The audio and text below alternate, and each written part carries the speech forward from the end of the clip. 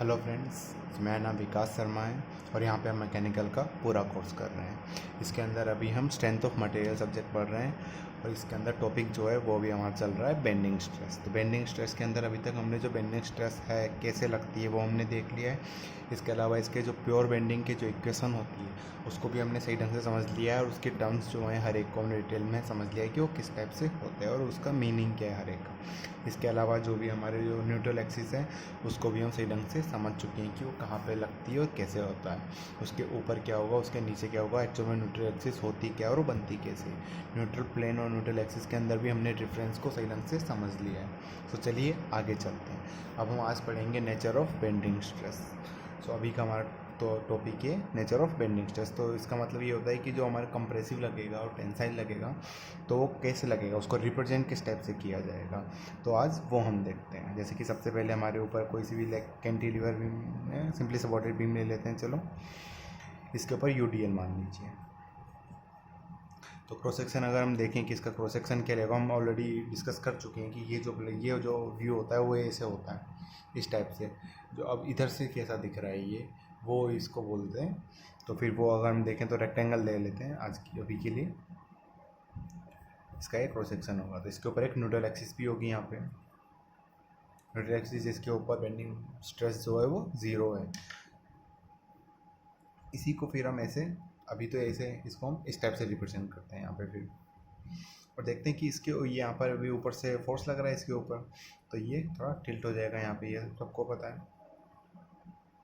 तो ऊपर की साइड कंप्रेसिव आएगा, नीचे की साइड टेंसाइल आएगा। इसका मतलब कंप्रेसिव को नेगेटिव से शो किया जाता है। तो इसका मतलब न्यूट्रल एक्सिस यहाँ पे जो होगी एक न्यूट्रल एक्सिस भी होगी और जो न्यूट्रल एक्सिस होगी ये वाली, ये न्यूट्रल एक्सिस मान लीजिए, उसके ऊपर कंप्रेसर हो रहा होगा और नीचे टेंशन आ रहा होगा उसके अंदर। तो इसके ऊपर कंप्रेशन है तो उसको हम नेगेटिव से शो करेंगे और जो टेंसाइल है उसको हम पॉजिटिव से शो करेंगे। ये आई थिंक हमने अब सेकंड लेक्चर के अंदर ही पढ़ लिया था कि कंप्रेशन को नेगेटिव शो किया जाता है और टेंसाइल को पॉजिटिव शो किया जाता है। पर हमें अगर ग्राफ के अंदर शो करना है तो वो किस टाइप से हम शो करेंगे। तो जो ग्राफ के अंदर होता है तो क्रॉस सेक्शन की साइड अगर उसकी तरफ अगर फोर्स लग रहा है, लाइक इधर से दबा रहे हो इधर से भी दबा रहे हो, जो इधर होगा उसके मिरर इमेज इधर मान लो, जो इधर से दबा रहे हो तो फिर इधर से भी ऐसे दबाएगा ही। तो इसका मतलब क्या हुआ, इसमें कंप्रेशन लग रहा है इस पर, इसका मतलब क्या हुआ, कंप्रेशन को शो कर रहा है। और यहाँ से देखिए ये अपनी प्योर बेंडिंग की इक्वेशन क्या होती थी, M upon I equals to sigma upon Y. अगर मैं यहाँ से सिग्मा लिखूँ, sigma equals to M upon I into Y. M क्या है, बेंडिंग मोमेंट, और आई क्या है, moment of inertia about neutral axis. तो बेंडिंग मोमेंट तो एक क्रॉस सेक्शन में सेम रहेगा और moment of inertia about neutral axis भी सेम रहेगी। तो चेंज क्या होगा, वाई।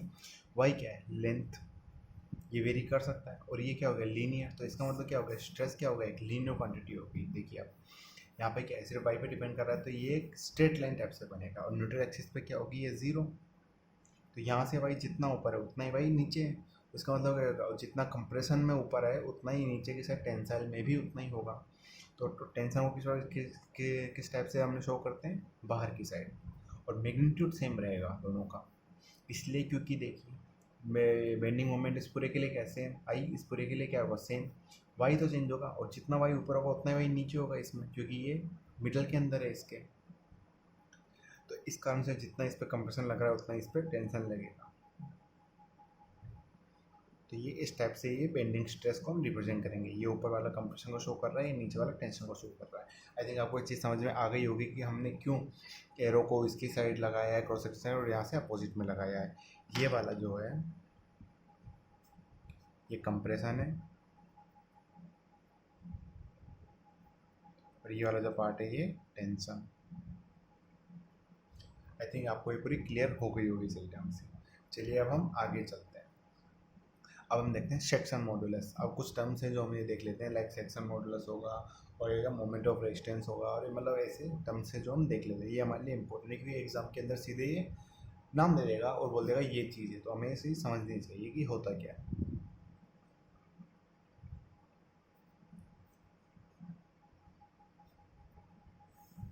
सेक्शन मॉडुलस, तो अगर ये देखना है कि सेक्शन मॉडुलस क्या है तो हम वापिस से प्योर बेंडिंग इक्वेशन लिखेंगे, M upon I equals to sigma upon Y. इसी को मैं अगर ऐसे लिख दूँ, M upon sigma equals to I upon Y, तो जो ये टर्म होती है ये इसमें जब y को हम मैक्सिमम रख देते हैं, y मैक्स,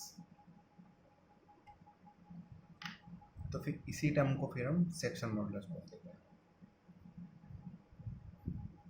अभी बात करेंगे कि एक्चुअल में होता क्या है।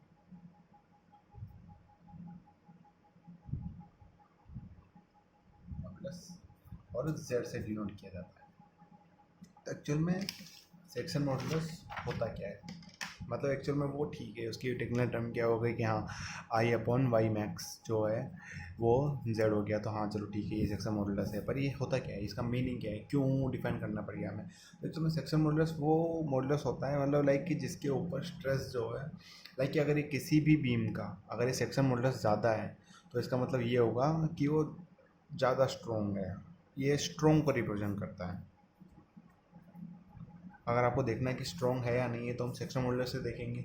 इसके अलावा हमें जो आगे की जो है ये मोमेंट ऑफ रेजिस्टेंस वो भी हम देखेंगे, वो भी इसी चीज़ को रिप्रेजेंट करेगा, जिसका ज़्यादा होगा उससे ही। जैसे कि आप इसे देखिए, जैसे कि हमारी प्योर बेंडिंग इक्वेशन क्या होती है, M upon I equals to sigma upon Y. तो सिग्मा इक्वल्स टू क्या आता है, M upon I cross Y. इसी को अगर मैं ये वाली हम सेक्शन मॉडुलस हो गया 1 अपॉन सेक्शन मॉडुलस, तो सिग्मा इक्वल्स टू क्या होता है, एम अपॉन जेड में जेड। तो मैं देखता हूँ कि अगर जेड को मैक्सिमम रख दूँ, इस चीज़ को अगर मैं मैक्सिमम रख दूँ तो स्ट्रेस क्या आ रही है, मिनिमम। इसका मतलब क्या हुआ, जितना ज़्यादा सेक्शन मॉडुलस होगा उतनी कम स्ट्रेस होगी। और हमें ये पता है कोई सा भी जो मटेरियल है वो टूटता किससे, स्ट्रेस से ही टूटता है। उसके अंदर स्ट्रेस बहुत ज़्यादा हो जाती है, इस कारण से चाहे वो नेगेटिव हो चाहे पॉजिटिव हो, इससे कोई मतलब ये नेगेटिव मतलब और कम नहीं होता। वो बस ये शो करता है कि वो कंप्रेशन के अंदर है। तो इसका मतलब क्या हुआ कि जब सेक्शन मॉडुलस बहुत ज़्यादा हो गया, इसका मतलब क्या है कि ये बेंडिंग मोमेंट तो कांस्टेंट रहेगा, कि स्ट्रेस जो है वो मिनिमम हो गई। तो इसका मतलब क्या हुआ, सुरक्षित है, वो टूटेगा नहीं, वो सेफ है हमारे लिए। इसका मतलब क्या हुआ कि जिसका भी सेक्शन मॉडुलस होगा ज़्यादा होगा वो एक्चुअल में सेफ माना जाएगा, कि वो जो है अगर हायर सेक्शन मॉडुलस है तो इसका मतलब ये है कि वो सही है, वो सेफ है, क्योंकि उसके अंदर जो स्ट्रेस है वो कम आएगी। आई थिंक आपको इसका पूरा मीनिंग समझ में आ गया होगा कि जो भी सेक्शन मॉडुलस ज़्यादा रखेगा वो ज़्यादा स्ट्रॉन्ग होगा, ज़्यादा सेफ होगा। चलिए अब आगे चलते हैं, जो हमारी दूसरी टर्म है वो देख लेते हैं हम, मोमेंट ऑफ रेजिस्टेंस।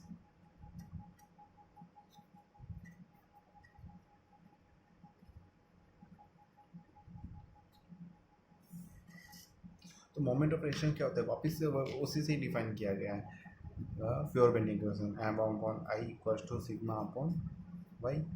सो फिर यहाँ से अगर मैं M equals to sigma I upon y को किस क्या लिख सकता हूँ, जेड।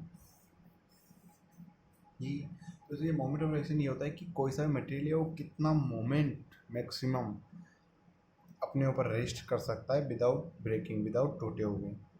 तो अगर मैं इसको मैक्सिमम रख, क्योंकि सेक्शन मॉडुलस तो होता ही वही है, जब जेड क्या हो वाई क्या हो मैक्सिमम।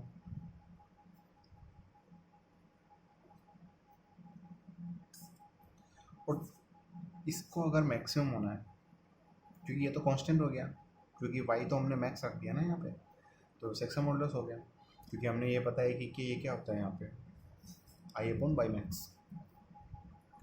तो फिर ये सिग्मा है, अगर सिग्मा मैक्सिमम होगा तभी तो ये मोमेंट मैक्सिमम होगा। और सिग्मा मैक्सिमम होगा तो इसका मतलब वही है कि वो टूटने के कगार पे आ गया है पूरा का पूरा ही। उस जगह पे अब तुम बोल रहे हो कि उस जगह पे अगर जो भी मोमेंट होगा वो उसका मोमेंट ऑफ रेजिस्टेंस है, कि अगर इससे ज़्यादा मोमेंट हुआ तो वो टूट जाएगा वो मटेरियल उसी जगह पे। इसका मतलब क्या हुआ कि जो यहाँ पे स्ट्रेस है ये भी मैक्सिमम होना चाहिए, ये तो ऑलरेडी अपने आप में मैक्सिमम ही है। तो ये ऐसी, और ये होना भी चाहिए ये चीज़, अगर स्ट्रेस ही मैक्सिमम हो गई तो इसका मतलब तो उस पॉइंट पे मोमेंट है वो भी तो अपने आप में मैक्सिमम हो गया उस जगह पे। तो इसका मतलब क्या हुआ कि वो मोमेंट आ गया जिसके बाद अगर आपने मोमेंट लगाया, जिसके बाद अगर से बेंडिंग मोमेंट और ज़्यादा बढ़ा तो अपने आप में टूट जाएगा ये चीज़। सो आई थिंक आपको ये चीज़ पूरी क्लियर हो गई होगी कि किस टाइप से होता है। कि उसको डिफाइन तो इस चीज़ मतलब सिंपल सी टर्म्स में तो यही है कि इतना ज़्यादा मोमेंट लगाओ जिसको वो विदाउट ब्रेकिंग रेस्ट कर सक पाए। It is the amount of moment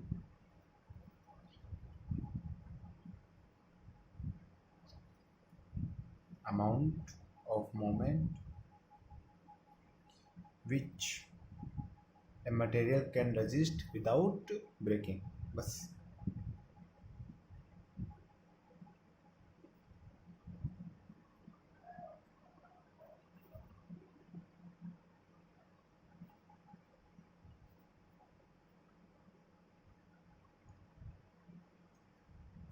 I think आपको ये चीज़ पूरी क्लियर हो गई होगी कि ये है क्या, मोमेंट ऑफ रेजिस्टेंस भी क्या होता है।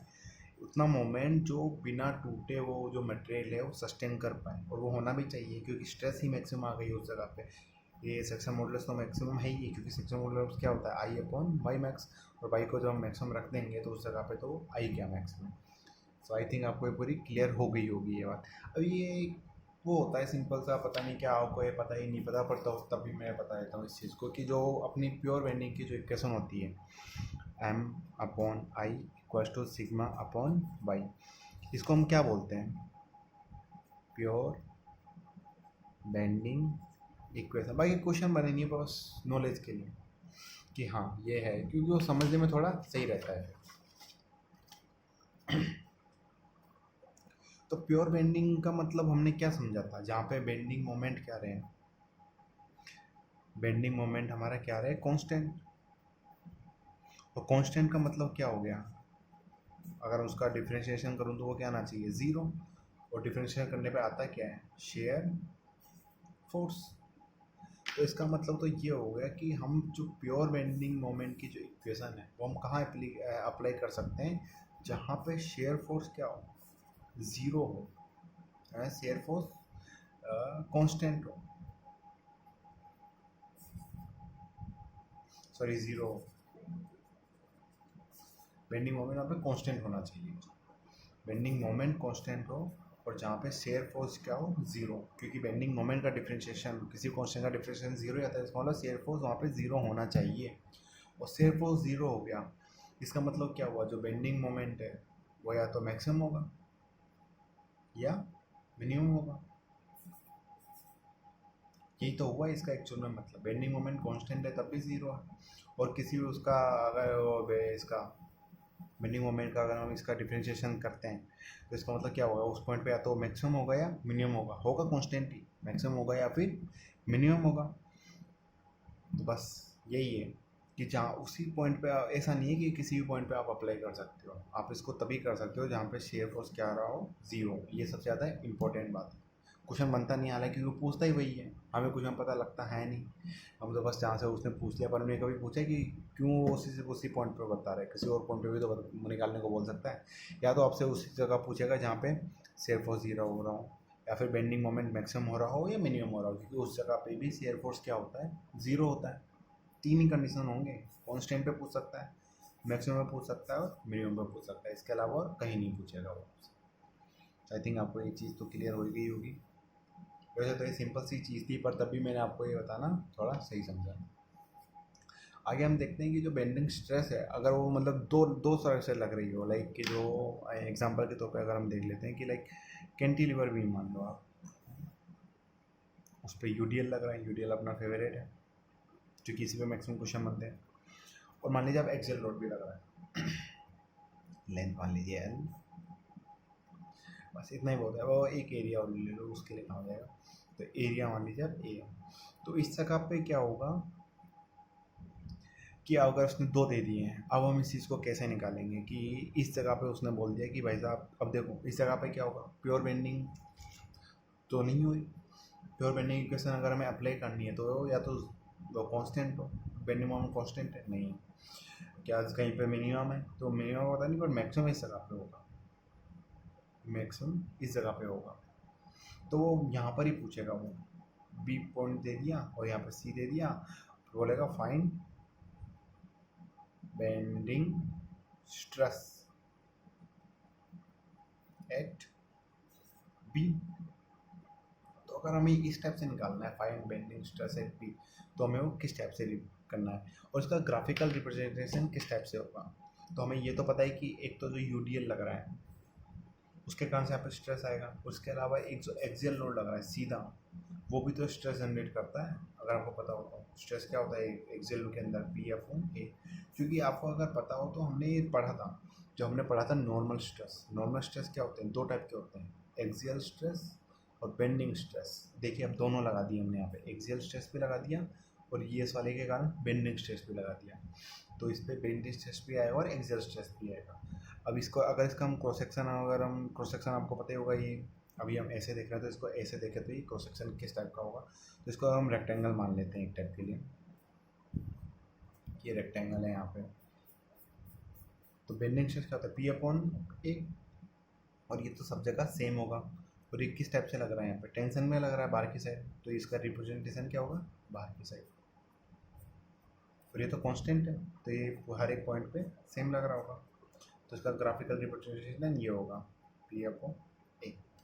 अगर हम अब इसका भी ग्राफिकल इस जगह पे बेंडिंग स्ट्रेस का जो है वो भी ग्राफिकल रिप्रेजेंटेशन देखें तो हमें ये पता है कि ये चीज़ क्या होगी, यहाँ से ऐसे थोड़ी बेंड हो जाएगी।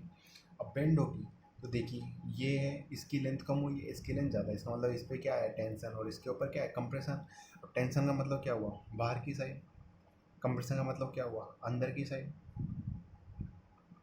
यहाँ पे। इसका मतलब फिर क्या हो गया इस जगह पे, और इस जगह पे क्या होगा, न्यूट्रल एक्सिस। इस चीज़ को कोई फर्क नहीं पड़ेगा, तो इस जगह पे 0 होगा और ये ऐसे जाएगा।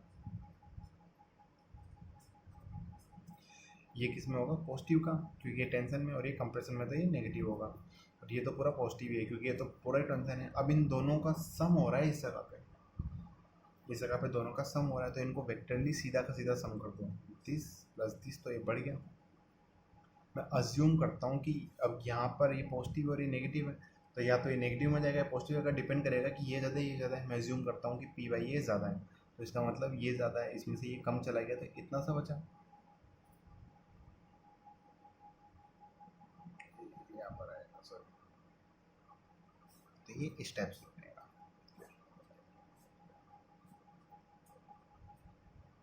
तो ऊपर क्या बनेगा, यहाँ पे P/A तो है ही है, प्लस अब बेंडिंग स्ट्रेस हम निकालते कैसे, प्योर बेंडिंग से, M/I = σ/Y। सिग्मा क्या होता है, बेंडिंग स्ट्रेस, सिग्मा = क्या आ जाएगा, M / ये यहाँ से My/I, तो M + My/I, क्योंकि ये तो दोनों पॉजिटिव है तो दोनों ऐड हो गए यहाँ पे। और यहाँ पर क्या होगा, P/A तो रहेगा माइनस हो जाएगा M/I, क्योंकि सेम का सेम नीचे हो रहा है, कंप्रेशन हो रहा है, पर यहाँ पे क्या आएगा, फिर नेगेटिव आएगा ये यहाँ पे। सो आई थिंक आपको ये चीज़ क्लियर हुई होगी। इस टाइप से हम ग्राफिकल रिप्रेजेंटेशन कर देते हैं। कई बार ये सीधा सीधा ऐसे पूछ लेगा कि ये है तो बताओ इसके ऊपर जो यहाँ पर ए बी जो यहाँ पर क्रॉस सेक्शन है, इसके ऊपर जो है स्ट्रेस का जो ग्राफ है ऐसे दे देगा, काफ़ी सारे इस टाइप से दे देगा। मतलब अगर उसे देना होगा तो लाइक अगर उसे ग्राफ देने होंगे तो वो ऐसे दे देगा इस टाइप से, बताओ कौन सा वाला सही है, ऐसे करके दे देगा, ऐसे करके दे देगा, या फिर कुछ और तरीके से दे देगा, ऐसे ऐसे ऐसे ऐसे कुछ भी दे देगा, फिर बाद में एक सही सा दे देगा ऐसे। बताओ कौन सा वाला उसका सही है, तो एक्चुअल में ये सही होगा। इस पर 2 और क्वेश्चन बने, इसलिए मैं आपको ये बता रहा हूँ कि इस टाइप से ये चीज़ होती है। सो आई थिंक आपको ये पूरी चीज़ क्लियर हो गई होगी कि किस टाइप से नेचर कौन सा होता है, सेक्शन मॉडुलस क्या होता है, इसके अलावा जो वो है मोमेंट है, मोमेंट ऑफ रेजिस्टेंस, वो क्या चीज़ होती है। इसके अलावा जो है यहाँ पर क्वेश्चन में मतलब किस टाइप से ये चीज़ की जाती है, जो है डोंट वरी, हम इसके ऊपर क्वेश्चंस करेंगे। अभी अगला आज का लेक्चर, वो कल का जो लेक्चर होगा इसके ऊपर हम क्वेश्चंस ही करेंगे। आई थिंक चलिए हम क्वेश्चन स्टार्ट करते हैं। इसके ऊपर 1-2 क्वेश्चन कर लेते हैं जिससे कि हमारी प्रैक्टिस हो जाए सही ढंग की। कुछ नहीं, आप एक पी मान लीजिए सबसे पहले, गेट का क्वेश्चन ये है।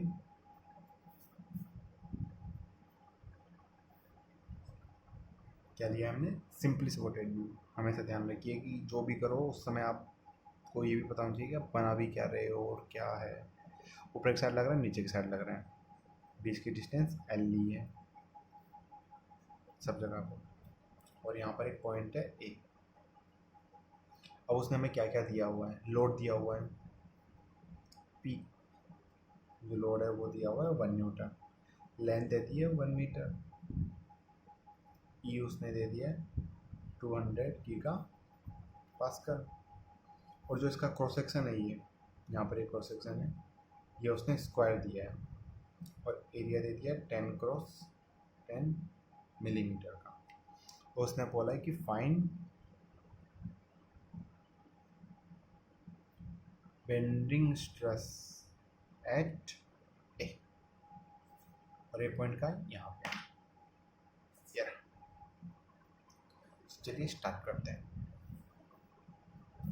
हमें पूरा पूरा दे दिया है ये, तो हमें सबसे पहले क्या होता है, ए दिया है, हमें बेंडिंग स्ट्रेस निकालना है। सबसे सीधा सा तरीका जो होता है चीज़ों को करने का वो होता है बेंडिंग, की जो दिया है और उससे रिलेटेड जो फॉर्मूला है वो सीधा सीधा लिखो। तो हमें ये पता है बेंडिंग स्ट्रेस किस में आती है, प्योर बेंडिंग इक्वेशन में। प्योर बेंडिंग इक्वेशन फिर क्या है वो लिखिए आप, M upon I equal to sigma upon Y. तो सिग्मा हमें निकालना है M upon I into Y. Y क्या चीज़ है, उसका जो क्रॉस सेक्शन होगा उसकी न्यूट्रल एक्सिस भी होगी और न्यूट्रल एक्सिस से डिस्टेंस। तो उसने bending stress eight point A मतलब ऊपर वाले पे बोला है और मैक्सिमम पर वहाँ तक, ये है वाई।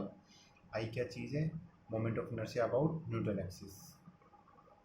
एम क्या चीज़ है, bending moment at that point. तो ए निकाला तो इस वाले जो होगा इस पर हमें बेंडिंग मोमेंट निकालना है। अब चलो ठीक है, आई हम निकाल लेंगे इससे सीधा सीधा। वाई हमें पता ही है क्योंकि 10x10 है, तो ये जो क्रॉस सेक्शन है वो इस टाइप से, ये यहाँ पे न्यूट्रल एक्सिस। तो ये 10 है, ये पूरा 10 है, पर वाई तो हमारा ये, तो ये कितना हो गया 5। तो वाई क्या हो गया, यहाँ पर हम देखें तो वाई इक्वल टू 5। और आई क्या होता है, डी के power 4 divided by 12, cross section उसके लिए स्क्वायर के लिए। और ये कितना है 10 है, तो 10 की पावर 4 डिवाइडेड बाई 12 मिलीमीटर की पावर 4। हमेशा यूनिट्स का ध्यान रखा जाए, एम एम मिलीमीटर। ये इसका है और ये इसका है। चलिए अब आगे देखते हैं। और हमें अब क्या निकालना है, बेंडिंग मोमेंट। बेंडिंग मोमेंट निकालना है किस वाले पॉइंट पे, ए वाले पॉइंट पे। तो सबसे पहले हम इसके ऊपर यहाँ और यहाँ जो फोर्स लग रहा होगा वो तो निकाल लें। फोर्स लगना हमने पिछले वाला जो था इससे पहले shear force diagram and bending moment diagram, वो जितने भी जो लेक्चर्स थे हमारे उन सब में हमने बहुत ही बारीकी से निकालना सीखा था। हर एक पे कैंटिलीवर मान लो, चाहे सिंपली सपोर्टेड मान लो, point load, UVL, UDL, question सब कुछ किया हमने उसके ऊपर। तो आई थिंक आप अब तक तो मस्त तरीके से समझ में होंगे किस टाइप से निकालना होता है। तो सीधी सी बात है, पहले तो ऊपर नीचे फोर्स देखो, टोटल सम हो गया। यहाँ पे हम फोर्स मानेंगे आर ए, ऊपर की साइड मानेंगे आर बी। तो R A plus R B क्या हो गया 0, क्योंकि दिस और दिस ये भी तो 0 हो गया, ये ऊपर लग रहा है नीचे लग रहा था, ये 0 हो गया। इसके अलावा यहाँ पे देखिए अब ये यहाँ पर ये 0 हो गया। अब इस जगह पे क्या होगा, मोमेंट निकाल लेते हैं। Moment about A should be 0। तो पी ए कैसे घुमा रहा है, ये से एंटी क्लॉकवाइज नेगेटिव ले लेते हैं, पी क्रॉस एल लेंथ, ये इसको क्लॉकवाइज घुमा रहा है, पॉजिटिव आएगा, प्लस पी इंटू 2l। और हमने इसको ऊपर माना है, ये कैसे घुमा रहा है anti clockwise, minus P into 3l plus two 0। यहाँ से ये 2pl और pl आया, ये आर ए पी आएगा। तो यहाँ से हम आर पी निकालेंगे तो वो आएगा यहाँ से आएगा पी एल, इधर माइनस पी एल, यहाँ से ये कटा, एल से एल कटा, तो पी वाई 3।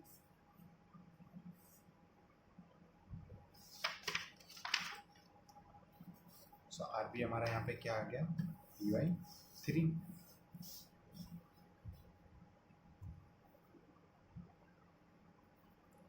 आर बी क्या आ गया, पी अपॉन 3। तो आर ए क्या आएगा, तो यहाँ से देखिए R A plus R B equal to 0, तो आर ए इक्वल्स टू क्या हो गया यहाँ से माइनस आर बी। तो आर ए क्या आएगा माइनस पी अपॉन 3 नीचे की साइड। मतलब जो हमने माइनस का मतलब क्या होगा, जो हमने अब साइन माना था उसका ऊपर की साइड वो गलत है एक्चुअल में, नीचे की साइड है वो डाउनवर्ड होगा, माइनस ये रिप्रेजेंट करता है, प्लस क्या हुआ जो हमने माना वो सही। फिर हम बेंडिंग मोमेंट निकालने के लिए हम क्या करते थे, हम उस बीम को वापस से बनाते थे, जिससे कि हम सिर्फ फोर्स उस पर लगाते थे। फिर हम ये इस पर ये लग नीचे की साइड लग रहा है यहाँ पर ये p/3, ये फिर यहाँ पर ऊपर की साइड लग रहा है एक p, ऊपर की साइड लग रहा है एक p, सॉरी नीचे की साइड, और ये फिर यहाँ पर ऊपर की साइड लग रहा है p/3, ये लेंथ। अब हमें इस जगह पे निकालना है। तो अभी इस जगह पे निकालने का सबसे बेस्ट तरीका क्या था? लेफ्ट से चलो, बाकी सब भूल जाओ, इधर के जो फोर्स हैं यहाँ से जो उसके प्रोपोर्शनल डिस्टेंस है वो लगाते जाओ। तो P/3 कैसे घुमा रहा है इसको? एंटी क्लॉकवाइज माइनस ले लो, माइनस P/3 इंटू एल तो है ही है, और ये कितना है? हाफ में है इसके, तो ये L/2, L/2 प्लस एल कितना हो गया? 3L/2, सही ना?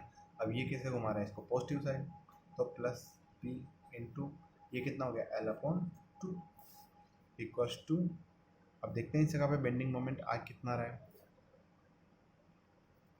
यहाँ पे अगर देखेंगे इससे ये कट गया, तो ये minus PL/2 plus PL/2 equal to zero, तो ये तो ज़ीरो आ गया यहाँ पे। और ज़ीरो आने का मतलब क्या हो गया? जो बेंडिंग प्योर बेंडिंग इक्वेशन थी उससे क्या होता है? M/I equal to sigma upon Y. तो सिग्मा इक्वल टू क्या होता है? M/I into Y. तो बेंडिंग मोमेंट ही ज़ीरो हो गया, तो इसका मतलब तो स्ट्रेस ही ज़ीरो हो गया ना।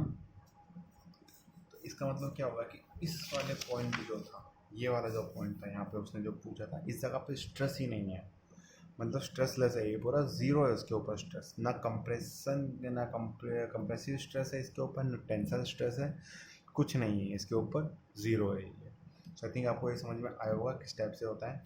तो किस टाइप से ये होता है, अगर ये यहाँ पे ज़ीरो नहीं आया होता, बाई सपोज यहाँ पे ज़ीरो नहीं आया होता, तो हम यहाँ पे सिग्मा निकालते सीधा, जो हमारे बेंडिंग मोमेंट यहाँ से जो आता इसके अंदर, क्योंकि हमें पी भी दिया हुआ है, एल भी दिया हुआ है, हम दोनों ही चीज़ यहाँ से उठाते, इसके अंदर रखते, इससे फिर निकालते, एम डालते, आई हम ऑलरेडी निकाले थे यहाँ पे, D⁴ यहाँ से आई निकालते इंटू वाई हमने निकाला था 5 आएगा, और यहाँ से हम फिर स्ट्रेस निकाल लेते 8.8, जो भी होती वो यहाँ पे पता लग जाता। सो आई थिंक आपको ये चीज़ समझ में आ गई होगी किस टाइप से। चलिए इसके ऊपर एक और क्वेश्चन कर लेते हैं, जिससे कि हमारा थोड़ा सही रहे।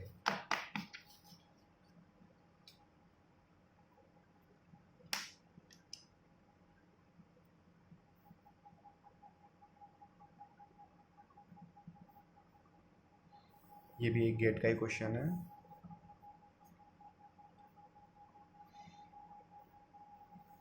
इस बार यूडीएल लगा लेता हूँ।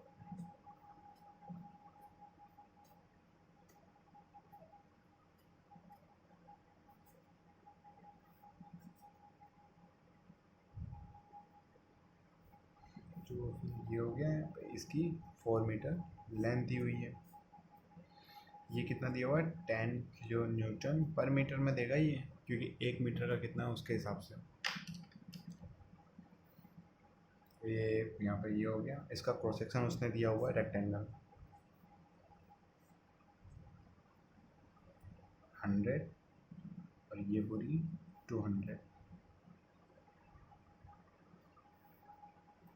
और उसने वापिस से वही पूछा है मैक्सिमम बेंडिंग स्ट्रेस। अब मैक्सिमम बेंडिंग स्ट्रेस का मतलब क्या हो गया? ये उसने बोला है कि ये हमें निकाल के दो, ये इसका क्रॉस सेक्शन है, ये वाला जो पार्ट है वो यहाँ पे उसने दिया हुआ मैक्सिमम बेंडिंग स्ट्रेस, और हमें पता है कि M/I equals to sigma upon Y. ये बहुत कम की क्वेश्चन है, बहुत जगह काम आएगी ये, इसलिए आई थिंक आपको ये सही ढंग से समझ लेना चाहिए क्या चीज़ है। तो M/I equals to sigma upon Y, तो सिग्मा इक्वल्स टू क्या हो गया? M into Y upon I. Maximum bending stress का मतलब क्या होगा? मैक्सिमम बेंडिंग मोमेंट, और मैक्सिमम बेंडिंग मोमेंट का मतलब क्या होगा? Shear force zero.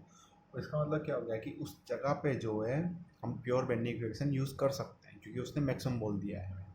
I think आपको ये चीज़ क्लियर हो गई होगी किस टाइप से। सो चलिए इसको स्टार्ट करते हैं। तो सबसे पहले वही, इसके लिए हमें बेंडिंग के लिए मोमेंट चाहिए, आई चाहिए, और वाई आई चाहिए और वाई चाहिए। तो आई तो सीधा सीधा होता है BD³/12, ये रेक्टेंगल के लिए ये चीज़ होती है, और ये होता है इसका बी। लोगों को कई बार ये समझ नहीं आता डी क्या होता है और ऐसे, तो आप ये याद रखिए B/DQ, B/DQ, B/DQ, इस टाइप से। मेरे को तो ये पता है कि जो भी होगा पढ़ने वाला, जो यहाँ पर जो आएगा वो ऐसी चीज़ आएगी जो कटने वाली है आपस में। यहाँ पर जो डी है ये क्या, ये वाला ये आपस में कटेगा अभी, क्योंकि यहाँ से जो वाई होगा ये तो हाफ ही लेंगे ना हम, उस टाइप से। आई थिंक आपको समझ आया होगा मैं क्या कहना चाह रहा हूँ इस जगह पे। तो इस जगह पे अगर हम देखें तो फिर ये क्या आएगा, ये एमएम में दिया हुआ है पूरा, तो इसको हम मीटर में कन्वर्ट कर लेते हैं। एमएम में 0.1, और यहाँ पर क्या आएगा फिर, ये कितना है 0.2 की पावर 3 डिवाइडेड बाई 12, ये कितना आएगा 8 इंटू 10 की पावर -4 में लिख देता हूँ डिवाइडेड बाई 12। और वाई ये कितना हो गया है मीटर की पावर 4, और वाई कितना हो गया यहाँ से ऊपर की डिस्टेंस ये 200 है। वाई वैसे आप कुछ भी ले सकते हो वैसे, क्योंकि क्या होता है कि देखिए मैक्सिमम बेंडिंग स्ट्रेस है यहाँ पे, तो इसका मतलब क्या हो गया, ये बेंडिंग स्ट्रेस है, बेंडिंग मोमेंट होना चाहिए, और वाई क्या होना चाहिए मैक्सिमम, इस पर भी डिपेंड कर रहा है। अब मैक्सिमम क्या ऊपर नीचे दोनों जगह सेम है, बस ये एक के ऊपर की साइड यहाँ पर कम में, यहाँ से अगर ये स्पेम हो रहेगा तो ये इस टाइप से होगा, तो ऊपर की साइड क्या आएगा कंप्रेसिव, और नीचे की साइड क्या आएगा टेंसाइल। तो दोनों साइड पर मैग्नीट्यूड सेम रहेगा ना, हमें मैग्नीट्यूड से मतलब है, क्योंकि मैग्नीट्यूड से ही टूटता है वो। तो भाई अगर मैं लूँ ऊपर की साइड लो चाहे नीचे की साइड लो, वो दोनों सेम आएगा, तो ये 0.1 मीटर, 100 mm है तो इसको मीटर में कन्वर्ट कर लेते हैं, तो ये आएगा 0.1 मीटर। अब मैक्सिमम बेंडिंग मोमेंट, तो वैसे तो हमने इस चीज़ का पूरा निकालना सीख लिया है पहले की क्लासों में, अगर आप देखेंगे shear force and bending moment निकालते टाइम पे, उस टाइम पे हमने इसको पूरा सीख लिया कि किस टाइप से निकाला जाता है, कि इससे छुपा लो, इसके इधर करो और इसे निकालो। और इसे हमें ये एक्चुअल में ये तो स्टैंडर्ड भी है, ये हमें याद भी होना चाहिए, हम इसका फॉर्मूला भी लिख लेंगे कि कौन से वाले कौन कौन से होते हैं। तो इस जगह पे जो मैक्सिमम बेंडिंग मोमेंट होता है उसका जो फॉर्मूला होता है वो होता है सिंपल सा WL²/8। इस जगह पे हम W क्या है, ये W जो है वो किलो न्यूटन पर मीटर में ही होगा यहाँ पे, या फिर किलोमीटर पर मीटर में जो आपको लिखना है, तो मैं तो ये न्यूटन पर मीटर में चलाते हैं, क्योंकि यहाँ पे दिया कितना है उसमें 10, तो यहाँ पे 10 तो है ही है, और किलोमीटर को न्यूटन में कन्वर्ट किया तो ये 3 0 और लगा दिए इंटू L² कितना है 4 इंटू 4 डिवाइडेड बाई 8, 4 इंटू 4, और 4 से इसको 4 को 8 को काटा कितना आएगा 2, इसे इसको काटा 2 तो कितना आएगा 2 1 2 3, ये यहाँ पर क्या आएगा न्यूटन पर metre, newton metre, bending moment आ गया है यहाँ पे हमारा। अब इसी चीज़ को उसकी जो इक्वेशन है उसके अंदर हम रख देते हैं। तो हमारी इक्वेशन क्या थी, चलो हमारी इक्वेशन क्या थी, m/i equals to sigma upon Y.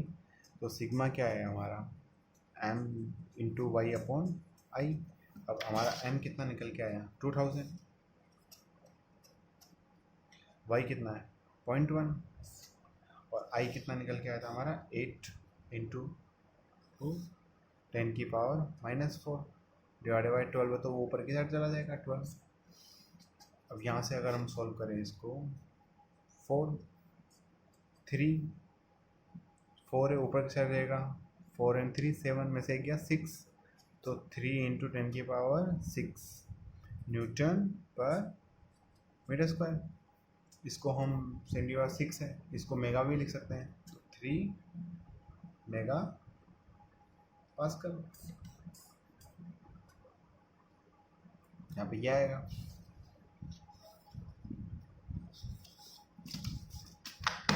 I think आपको ये चीज़ पूरी क्लियर हो गई होगी किस टाइप से हमने सॉल्व किया है। अब जो हम बात कर रहे थे वो हम देखते हैं कि जो जो हमें इम्पोर्टेंट जो है हमारे लिए वो हम देख लेते हैं कि कौन कौन से होगा। जैसे कि जो सपोर्ट्स जो हैं कि कौन कौन से सपोर्ट पे मैक्सिमम बेंडिंग मोमेंट क्या होता है। जो यहाँ पे सपोर्ट हो गया और यहाँ पे उनका मैक्सिमम बेंडिंग मोमेंट।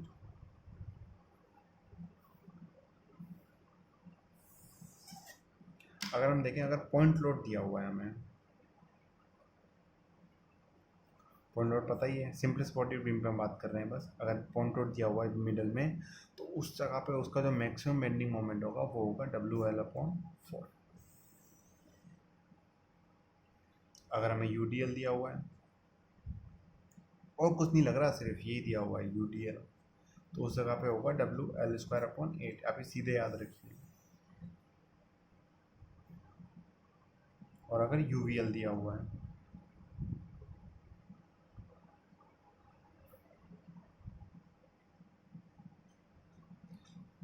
इसका काफ़ी ज़्यादा लोगों को याद रहता नहीं है, तो इसलिए आप इस चीज़ को याद रखिए, WL²/9√3। ये क्वेश्चन आएगा तो आप निकालने में बहुत टाइम खींच खाएगा ये वाला। ये तो भी आप निकाल लोगे, पर ये वाला बहुत टाइम लेगा, सो आई प्रेफर कि आप ये चीज़ याद रखें। इसके अंदर W जो है वो सीधा सीधा न्यूटन के अंदर ही है। इसके अंदर जो W है वो है न्यूटन पर मीटर या फिर किलोन्यूटन पर मीटर में। और इसके अंदर जो W है वो न्यूटन पर मीटर या फिर किलोन्यूटन पर मीटर में। कई बार ऐसा होगा पूरा फोर्स भी दे देगा आपको, तो ऐसा नहीं कि आप पूरा डाल दो उसके अंदर। इस चीज़ में आप उसको कन्वर्ट पहले करिएगा। आई थिंक आपको ये पूरा चीज़ समझ में आई होगी जो भी आज हमने पढ़ा है। अगर आपको प्लीज़ वीडियो पसंद आया तो लाइक करें, शेयर करें और सब्सक्राइब ज़रूर करें। मेरा नाम विकास शर्मा, लेता हूँ आपसे इजाज़त। Thank you. शुभ रात्रि।